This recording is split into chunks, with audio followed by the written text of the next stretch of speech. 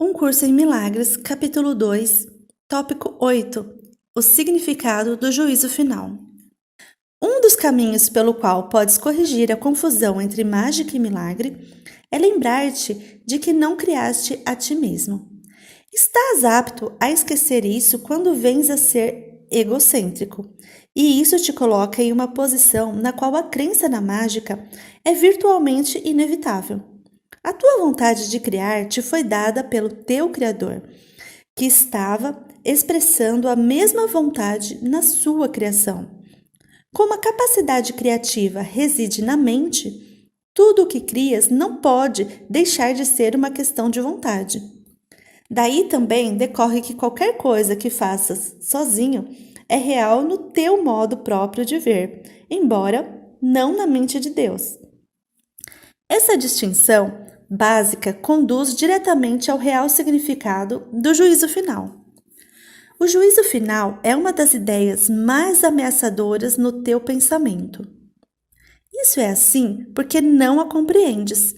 O julgamento não é um atributo de Deus.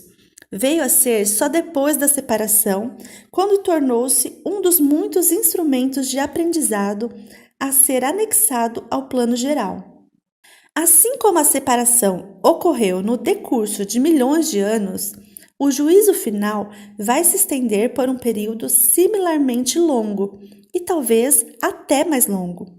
A sua duração, porém, pode ser muito reduzida pelos milagres, o instrumento que encurta, mas não abole o tempo. Se um número suficiente de pessoas vem a ter, na verdade, a mentalidade milagrosa, esse processo de encurtamento pode ser praticamente imensurável.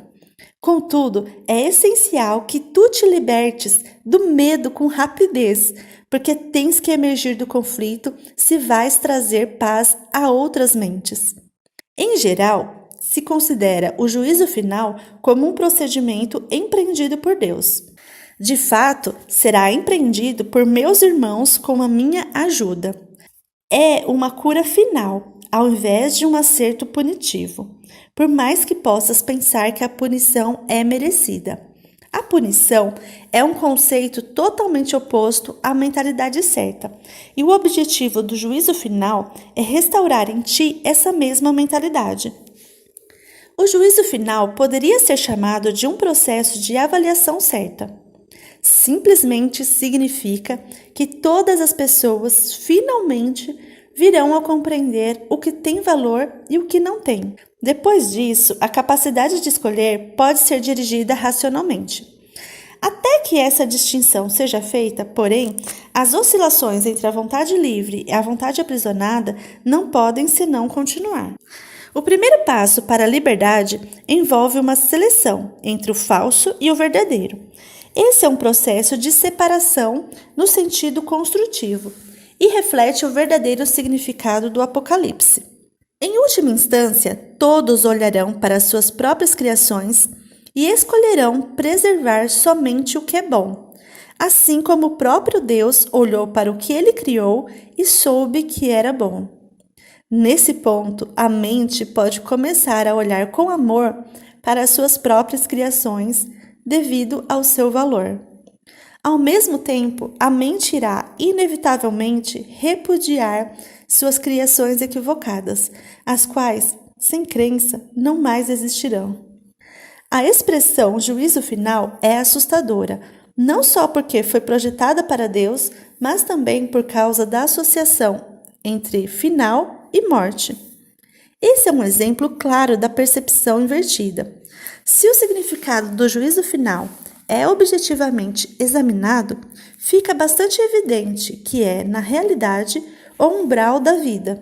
Ninguém que viva no medo está realmente vivo.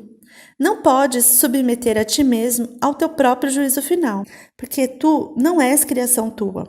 Podes, todavia, aplicá-lo de modo significativo e a qualquer momento a tudo o que fizeste, e reter na tua memória apenas o que é criativo e bom. Isso é o que a mentalidade certa não pode deixar de ditar-te. O propósito do tempo é unicamente dar-te tempo para conseguir esse julgamento. É o teu próprio julgamento perfeito das tuas próprias criações perfeitas. Quando tudo o que retens é amável, não há razão para o medo permanecer contigo. Essa é a tua parte na expiação. Um curso em milagres.